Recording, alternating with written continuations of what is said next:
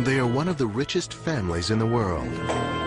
But what lies beneath the veils of the Saudi royal family? A dynasty that rose out of the desert. Ibn Saud is often seen as an Arabian Lawrence of Arabia, but he was better than Lawrence because he actually fought. A family of larger-than-life legends. Faisal is the person who actually propelled the kingdom into the modern era. A family whose wealth was built on black gold. It was this, the great national asset, that Faisal felt that the Saudis should take control of themselves. A family whose excesses make front-page news.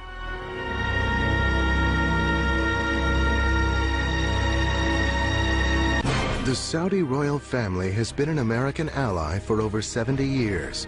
But following the tragic events of September 11th, 2001, when it was revealed that 15 of the 19 September 11th terrorists were Saudi citizens, questions arose about the future of this precarious alliance, first forged with the Saudi royal family's patriarch.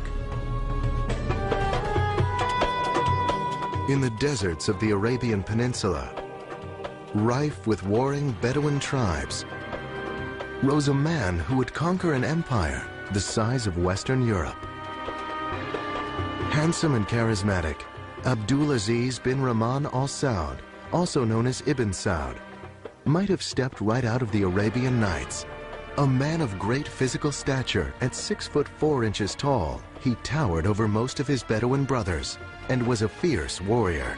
Ibn Saud is often seen as an Arabian Lawrence of Arabia, but he was better than Lawrence because he actually fought, and his capture of Riyadh illustrates that.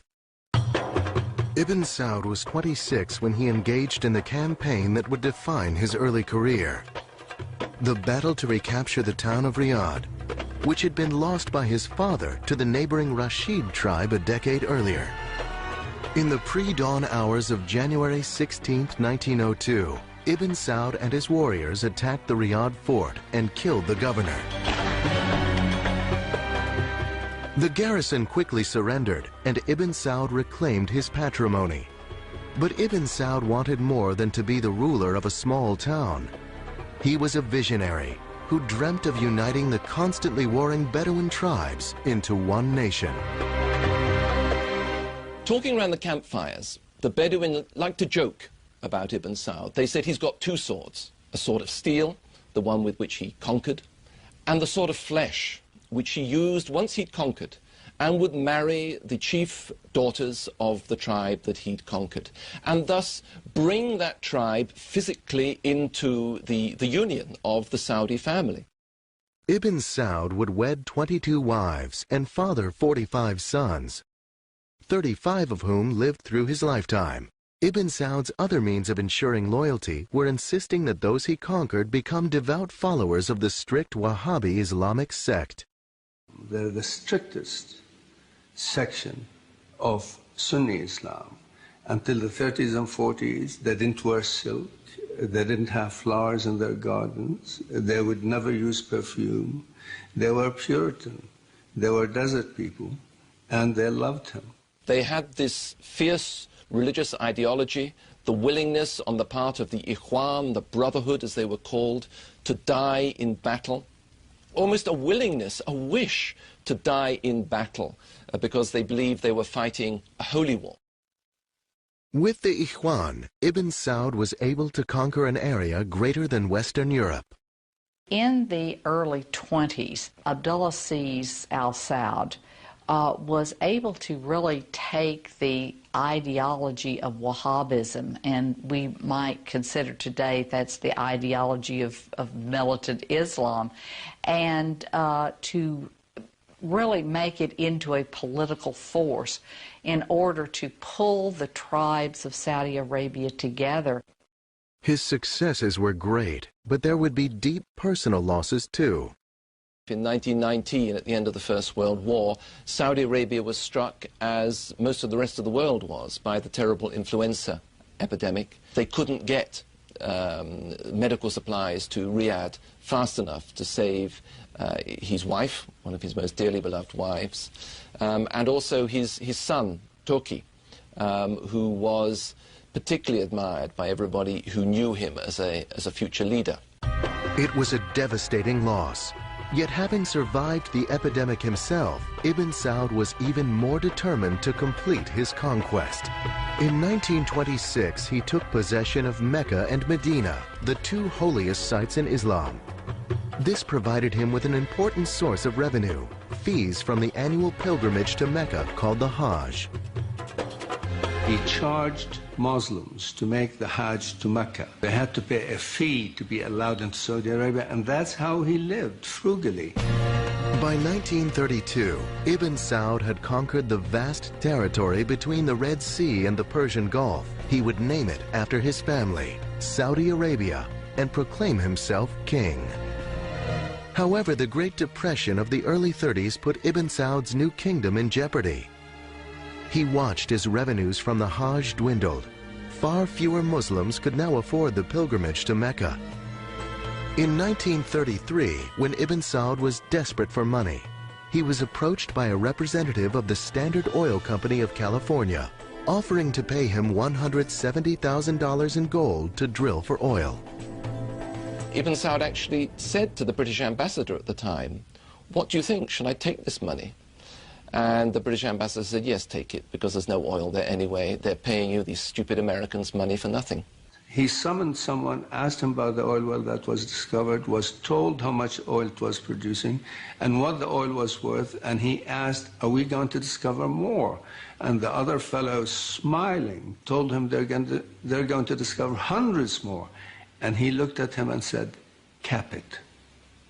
There is going to be too much money, and too much money is trouble." And it took a great deal to convince him not to cap the first oil well. But before Ibn Saud even had the chance to enjoy this newfound wealth, World War II broke out, severely curtailing Saudi oil production. Many of the American oil drillers and geologists were called into active service. American oil production takes the national spotlight. Along with news of our fuel oil shortages comes the fresh warning that our known oil reserves will be exhausted in 10 years at the current... The war had dramatically diminished reserves in the U.S., and President Roosevelt recognized the importance of Saudi oil to America's future. As a result, Ibn Saud received loans through the U.S. Lend-Lease Act to see him through the war. On February 14, 1945, the king was invited to meet President Roosevelt aboard the USS Quincy. When Ibn Saud mentioned the severe pains in his arthritic legs, President Roosevelt quickly offered him his extra wheelchair. FDR hoped the king might offer him something in return, support for the proposed new state of Israel. This is something that Ibn Saud, along with all the other Arabs, had opposed strenuously. Roosevelt explained the terrible circumstances of the Holocaust and how badly the Jews had been treated by Germany and needed a homeland of their own. And Ibn Saud looked at Roosevelt straight in the face, apparently, and said, yes, it was a terrible thing. So why wouldn't the Jews be given a bit of Germany for their homeland? Because it wasn't the Palestinians who had ever done any harm to the Jews. The king received a promise from President Roosevelt that he would continue to be consulted on the homeland issue. But President Roosevelt died 2 months later, and President Truman later supported the UN resolution for the creation of the State of Israel without consulting the king. While there were some who felt, especially the oil people, that the old king, might retaliate by canceling the oil concession, he made it very clear to us that he was not going to do this. And so the question of Israel became an issue on which we in effect agreed to disagree. With the end of World War II, drilling resumed in Saudi Arabia. American firms have opened new fields abroad. Of these, one of the biggest and most important is Saudi Arabia. Beneath its blistering sands lies a near ocean of oil, whose potential reserves are estimated at 150 billion barrels.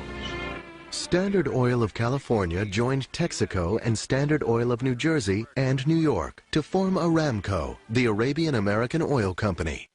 With more capital for exploration, oil money came pouring into King Ibn Saud's personal treasury. This was a personal license to drill oil that Ibn Saud had granted in his lands. It was his money. And to this day, there is a sense in which the House of Saud consider the oil to be their own personal property. The sudden influx of oil revenues means a new role for King Ibn Saud. In time, the vast wealth produced would transform Saudi Arabia from one of the poorest nations in the world into one of the richest. It would also have a dramatic impact on the lives of the royal family. After World War II, millions of dollars began pouring into Ibn Saud's royal purse from the black gold lying beneath the Arabian Desert. He had a lot of charm, personality, charisma. Nestor Sander, now 87, was a young paleontologist with Aramco when he met Ibn Saud. They drove into the camp there with this big black Chrysler sedan with these two big Somali slaves on either running board with a rifle and the red robes, and they were very fancy looking. That evening, the king gave a dinner for 40 Aramco employees. I looked at him and, you know, he had this patch over one eye. You never find a picture of him with a patch over his eye. This black patch was on his left eye because in 1923 and 24 he'd had erysipelas, and the erysipelas had destroyed the vision in the eye. Ibn Saud had provided a feast fit for a king. He was always very generous and made sure the tribes in his extended family were well taken care of. He gave them money, and of course when the oil came, he gave them more money. He saw to it that every tribe was happy. He saw to it that they would follow him without question. As well as spending money on the tribes, the king also enjoyed treating himself to the latest inventions, like the telephone. And he could be inventive when he ran into religious opposition. Ibn Saud arranged a special demonstration of how the telephone could work. And he had it call up a distant town. And he said to one religious sheikh, well, why don't you speak on the phone and see what you can hear at the other end? And at the other end, Ibn Saud had stationed another religious sheikh. And so when the religious saw that this work of the devil could in fact be used to make their own communications easier, they changed their mind. But by the early 50s, the king's health was failing. He had severe arthritis, was blind in one eye, and was scarred from his many battles. Knowing that his health was failing, Ibn Saud made sure his kingdom would stay in the family. In the last years of his life, Ibn Saud relied very strongly on his two eldest surviving sons, Saud and Faisal. But most people who knew the two brothers knew that the second brother, Faisal, was the one who really had it in his head, the one who had the political ability. And so, before he died, Ibn Saud is said to have brought the two brothers together and asked that although one would obviously become king, that was Saud, and the younger one, Faisal, would become crown prince, they should see themselves as a partnership and should work as a team. On November 9, 1953, Ibn Saud died in Faisal's arms at the age of 77.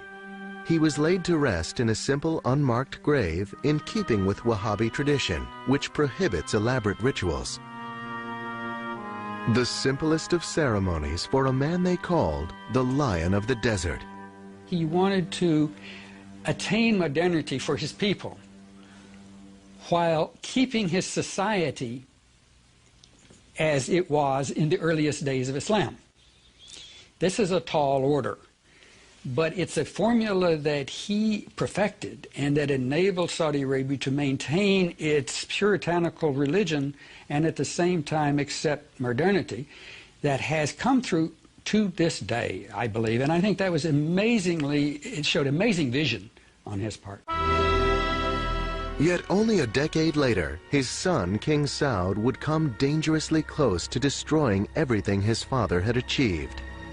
Saud was known as a mismanager. He was not what we would call a successful manager by modern standards. The country ran into huge deficits. He had a reputation for being more interested in the leisurely lifestyle than in the running of a country. King Saud turned out to be the most disastrous of the kings. No one has ever been quite able to figure out what he was motivated by, other than his own personal pleasure. Saud eventually built 10 palaces, and in 1 year ran up $5 million in food bills alone. He gave solid gold watches to visitors with his portrait. They became known as Mickey Sauds. Even with millions in oil money pouring into the treasury, the lavish lifestyle of the king had put the country in debt. The royal family was upset with his excesses and also with his support for Egypt's president, Gamal Nasser. They were worried about Arab socialism, and they were worried about Nasser's connections with the Soviet Union. The Saudis are deeply religious, consider communism, generally speaking, as atheism. President Eisenhower was concerned as well. To break Saud's infatuation with Nasser, in 1957, he enacted the Eisenhower Doctrine, which promised military and financial aid to any country fighting communist aggression. Eisenhower and Dulles had the idea for a time that Saud, representing the Saudi state, which was receiving more and more oil income, might be a useful counter to Nasser in the Arab world. America's military and economic aid dampened Saud's enthusiasm for Nasser. In 1957, Eisenhower invited Saud to visit the White House. When King Saud arrived in Washington, D.C. with his entourage, they stayed at Blair House. The king's servant was overheard commenting, "The U.S. president must be a poor man because he has such an old place for his guests to stay in." If King Saud wasn't everyone's choice of favorite house guest, his young son Mashur had stolen the hearts of Americans. The king had brought his son to receive treatment for polio at Walter Reed Hospital. Mashur was Saud's 24th son, and perhaps the only area where Saud excelled over his father, Ibn Saud, was in procreating. He was to sire 52 sons and 55 daughters. When visiting the United States, King Saud had been gracious and charming. But at home, his behavior was becoming a major embarrassment, and his excessive drinking had taken a toll on his health. He simply was not up to running a country that was rapidly moving from the 7th century into the 20th century. The skills, the sensitivities, the sophistication, the administrative skills, he just didn't possess. He was a rather tragic figure. The family council decided it was time for Crown Prince Faisal to assume the responsibilities of governing and appointed him prime minister. But in 1960, Saud sought to regain his power. The family acceded to his wishes, hoping he would rein in his lifestyle and finally take charge. But after 4 more years of huge deficits, in 1964, the royal family called upon the religious council, the ulema, to make a final decision as to who should rule. Saud was deposed and sent into exile in Greece. He would die 5 years later in 1969 at the age of 67. Crown Prince Faisal was named the new ruler of Saudi Arabia. King Faisal, I think you could almost call him the idealized king. He was tall, he was very distinguished looking, much more educated and worldly than any of the predecessors. The royal family now put their faith in Faisal to restore the health and wealth of the kingdom. In 1964, the royal family of Saudi Arabia declared their monarch, King Saud, unfit to rule. In his stead, they chose the heir apparent, King Faisal. Personality-wise, they were so different. Intellectually, they were so different. Saud, the last thing one would ever have said about him was that he was an intellectual. That wasn't his interest. Faisal was very well read, paid attention to all kinds of things. He was a very wise, able man. Faisal had been groomed all his life for the top spot. As a young boy of 14, he was singled out by his father, Ibn Saud, to make a trip to Europe. When he was only 25, his father appointed him foreign minister. He was a very modest, a very humble man. I remember his once saying to me, one should always listen twice as long, twice as much as one talks. In 1945, he was in his late 50s and had left his down to earth, extremely willing to fit in. Mayboy life behind. I understand that when he was a young man, he was a bit of a libertine at times. I can't say how much or just where, but that was what the stories were. Certainly, by the time I knew him, he was anything but. Faisal's first challenge was to save a failing economy. He initiated tough reforms, warning princes that they'd have to tighten their belts and lower their expectations. He initiated an ambitious 5-year economic plan, building schools, hospitals, and irrigation projects. Faisal, more than any other king in the kingdom, is the person who actually propelled the kingdom into the modern era. And he did it even to the risk of bringing television into Saudi Arabia. There were actual demonstrations against this wicked Western invention that would bring these ghastly soap operas showing the decadence of the West into the Holy Land. King Faisal insisted that this was an innovation which, under control, could actually enhance education and pushed it through. Faisal was a tough taskmaster, but he was equally demanding of himself. The man would work 12 to 14 hours a day, receiving petitions, seeing foreign diplomats, meeting with his cabinet. So he was unlike any other Saudi ruler I have known. He was a creature of work. Faisal had already begun initiating reforms when he was the prime minister under King Saud, including eliminating slavery in 1962 when pressured by President Kennedy. President Kennedy supposedly said to Faisal, Your Majesty, you're going to deny this, but there are slaves in your country, and I want them freed. And they were freed as a result of this meeting. He was the cleverest king they ever had, and in some ways revolutionary. And I'll give you an example. Girls' schools didn't exist until Faisal became king. And when he opened the first one, there were a lot of protests from the ulamas and everybody else. They wanted to tear it down, and he stood his ground and got away with it. Faisal understood the need for keeping the Bedouins and the religious leaders happy, and he fully enjoyed taking part in traditional Bedouin customs. Faisal had no difficulty dealing with the religious sheikhs because nobody could say that Faisal was not a holy man, rather an austere character who rejected big plush bedrooms to sleep on a simple bed. By the 1970s, the economy was on the upswing. The demand for oil had exploded. Everything seemed possible. I mean, it just seemed a cornucopia that, you know, was going to be there forever. In 1974, Faisal directed his oil minister, Sheikh Yamani, to negotiate a 60% ownership of Aramco. Saudis started to run the oil fields.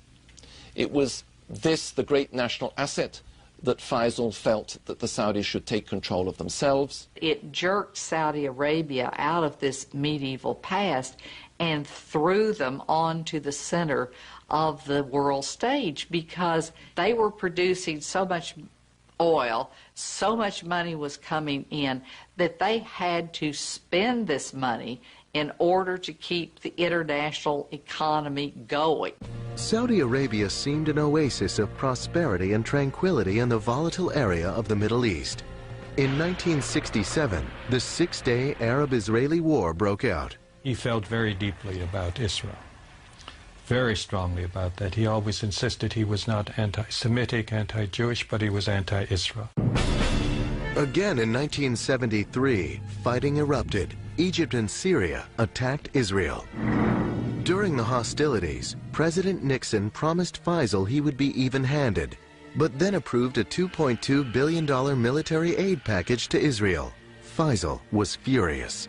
Having gotten this message that we're going to be even-handed, and 2 days later saying, and we're going to give $2 billion to the Israelis for military aid, was a breach of trust, personally.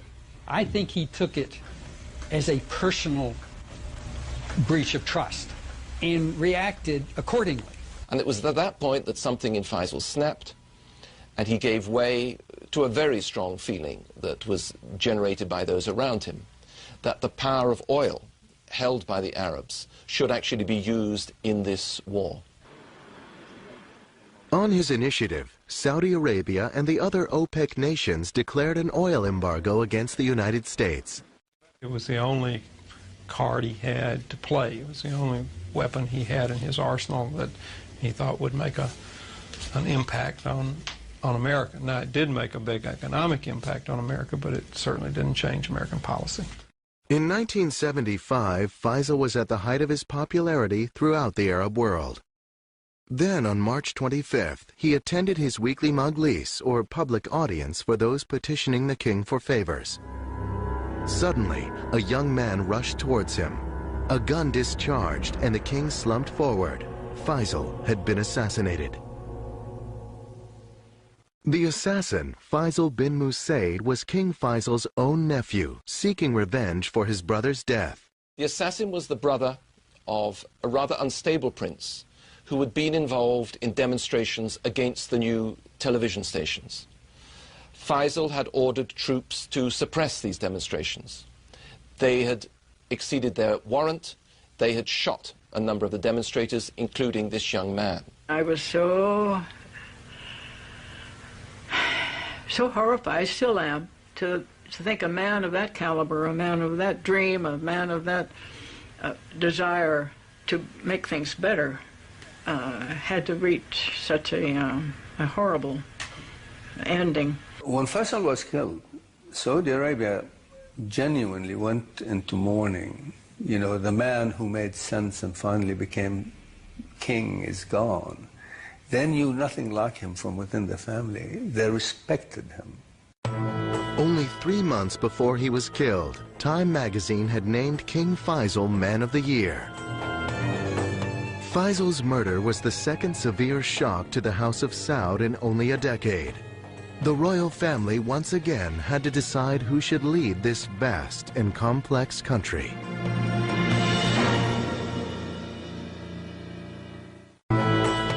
On March 25, 1975, King Faisal of Saudi Arabia was assassinated. Even as the country mourned his tragic death, the royal family moved quickly to choose the next king. The line of succession usually went to the next eldest son of Ibn Saud. However, Muhammad, the next in line, would be passed over by the royal family because of his drinking and volatile temper. The next eldest son, Khalid, was chosen instead. He was kindly. People felt, and indeed he was, benign. And he also had a great wisdom. And he had this very important role of dealing with the conservative religious sheikhs. He certainly had the down-home touch. Most Saudis regarded Khalid as a very loving uncle. Khalid was more of a caretaker king, unlike Faisal, who was always busy running a government. Khalid was much more comfortable in the tribal environment. King Khalid preferred the sporting life to governing. King Khalid loved sitting in the desert. He loved his hawks. But as he got older, he wasn't so mobile. And so he had a sofa put into the back of an all-terrain vehicle and would go out hunting in that. The day-to-day responsibilities for running the government fell to Khalid's brother, Crown Prince Fahd. Fahd was the executive, the thinker, the modernizer. Khalid represented the more traditional side, the more religious side. But this royal partnership was shaken to its core by major events in 1979. In January, Iran, Saudi Arabia's northern neighbor, was taken over by Shia fundamentalists. The Shah had fled, and Muslim cleric Ayatollah Khomeini now governed a new militant theocracy. Khomeini and the Iranians trying to export that revolution, and that Saudi Arabia was a really tempting target. The royal family are Sunni Muslims, but there is a sizable Shia minority in the east near the oil fields. After Khomeini's victory, they rose up in protest and were quickly suppressed by 20,000 Saudi National Guards. Then in December of 1979, the royal family faced another ominous threat. The Soviet Union had invaded Afghanistan. King Khalid viewed the Soviet presence as a serious threat to the region. The Soviet Union was seen as godless. It was godless, and therefore a direct threat not just to Afghanistan but to the whole Muslim community. Saudi Arabia would support the Mujahideen, religious fundamentalists fighting the Soviets, including many young Saudi Arabians who went there to fight. It was very successful for the Saudis and successful for us. The Soviets were defeated. And all these young Mujahideen, paid and trained by the Saudis and to some degree paid and trained by us, were also victorious. But actions have consequences. But King Khalid would not live to see the Soviets defeated in Afghanistan. He died of a heart attack in 1982. Crown Prince Fahd made a smooth transition into his role as king, having been a ruling partner for years. Very gregarious. He would talk sometimes for 2 or 3 hours at a stretch. He was a very literate, very astute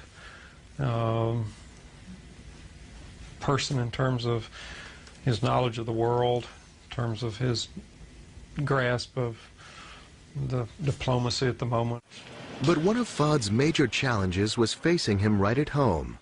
Some of the young Saudis who fought in Afghanistan experienced a difficult transition when they returned home. They now viewed the royal family in a new light. How do you get them back on the farm after they've seen Pari? I hate to describe Kabul as Pari, but you know, how do you reintegrate young warriors when they come back victorious from a war? They looked and they saw, instead of a country ruled by shepherd kings living austere Muslim lives, they saw a country that was run by and for the benefit of the royal family, and where there was a gap between what the royal family said and what it actually did. While the king and royal princes, now thought to number at least 5,000, still claimed to be devoted followers of the strict Wahhabi sect, their opulent lifestyles seemed a contradiction. When Fahd was crown prince, he lost $6 million in one night of gambling in Monte Carlo. As king, Forbes magazine estimated his wealth to be about $30 billion.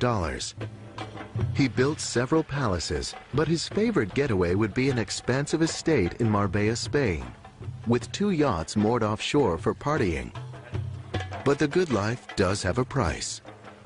The king's weight would balloon up into, you know, well over 200 pounds and perhaps a good deal closer to 300 pounds. And then he would go on these crash dives. But pretty soon you'd see him, and even in the flattering, concealing garments that Saudis wore, you could tell that there was a lot of king there beneath these garments. I think it added to the way people saw him as someone who was not as self-disciplined and with the same inner checks that someone like Faisal so totally had. Many of the princes live as splendidly as kings. Prince Al-Walid, grandson of Ibn Saud, the founder of Saudi Arabia, is one of the richest men in the world, worth about $20 billion. The prince enjoys showing off his $100 million palace with 17 dining rooms, 12 elevators, a private screening room, movies are forbidden in Saudi Arabia, and his own stuffed zoo. This flaunting of wealth did not sit well with Saudi fundamentalists who returned from fighting in Afghanistan. They viewed the Saudi dynasty as decadent and corrupt. Fahd's smooth transition to power was turning into a bumpy ride, as threats, both internal and external, began to plague his reign. You had this population explosion, more and more people who were needing education and needing health service and needing housing and needing jobs. And the Saudis just were not producing the jobs that they needed in order to keep the population, satisfied. In 1990, the Saudi royal family would confront an even more ominous threat. Saddam Hussein of Iraq invaded Kuwait, a neighbor to Saudi Arabia. King Fahd feared Saudi Arabia might be his next target. In 1990, in a surprise attack, Iraq invaded Kuwait. King Fahd of Saudi Arabia feared his kingdom might be next. The king had enjoyed a close relationship with the U.S., but it would be tested during Operation Desert Storm. Along comes Saddam, scaring the daylights out of the Saudis. This is sort of like their nightmare about Khomeini, but having gotten a lot closer and gotten a lot bigger and nastier and more threatening. King Fahd gave President Bush permission to station U.S. troops in Saudi Arabia for Operation Desert Storm. But other Saudis weren't happy with that decision. Even taxi drivers tell you, we have spent hundreds of billions of dollars buying arms from the United States. Now, we're paying the United States to come here to protect us. We're paying twice. Why is this happening?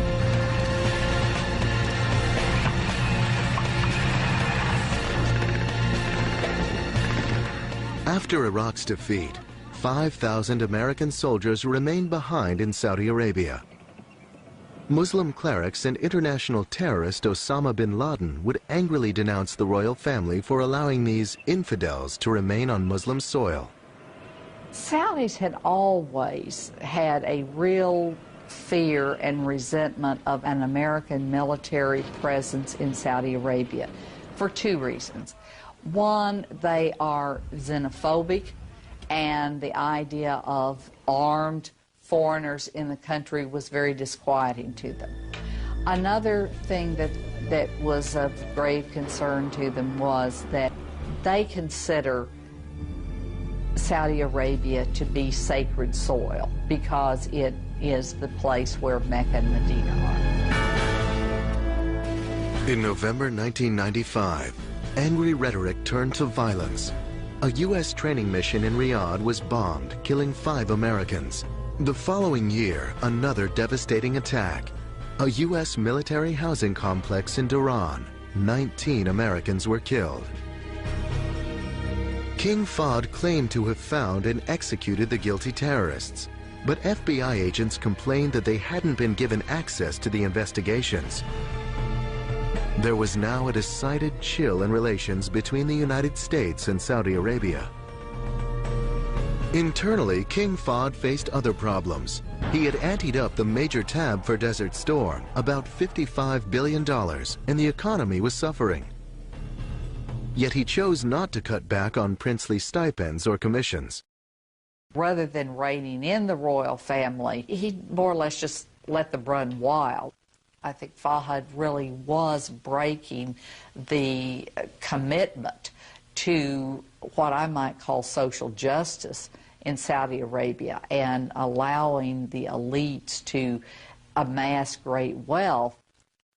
In 1995, during this period of growing discontent, King Fahd suffered a major stroke. Since then, he hasn't been well enough physically or mentally to run the government.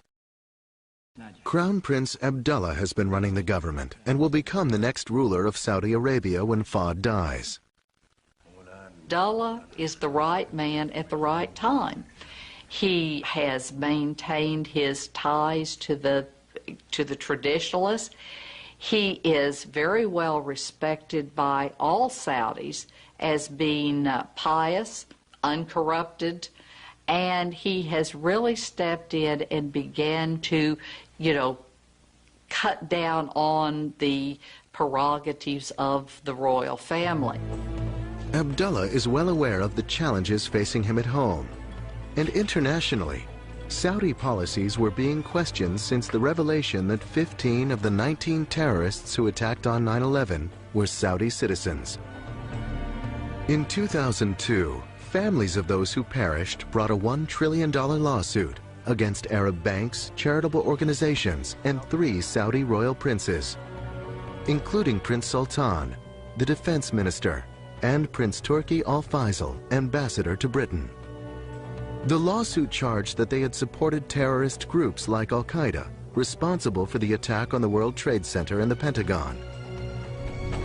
Although we cannot prove that high-ranking Saudi officials committed this atrocity, we know for a certainty that they were the terrorists' travel agents who delivered them well-fed, well-trained, and well-equipped to the World Trade Center that day. The lawsuit added to the already strained relations between Saudi Arabia and the United States, and the royal family threatened to take billions of its assets out of America. And unlike 1990, when they had allowed the United States use of its air bases during the war against Iraq, in 2002, Crown Prince Abdullah said no to the U.S. unless the attack was sanctioned by the United Nations. After 70 years of interdependency trading oil for security, it seemed the royal family and the United States had reached a critical turning point. No one could predict the fate of the Saudi family. But since they already had managed an incredible leap from the Middle Ages to the 21st century in only 7 decades, many felt they would probably weather this as well.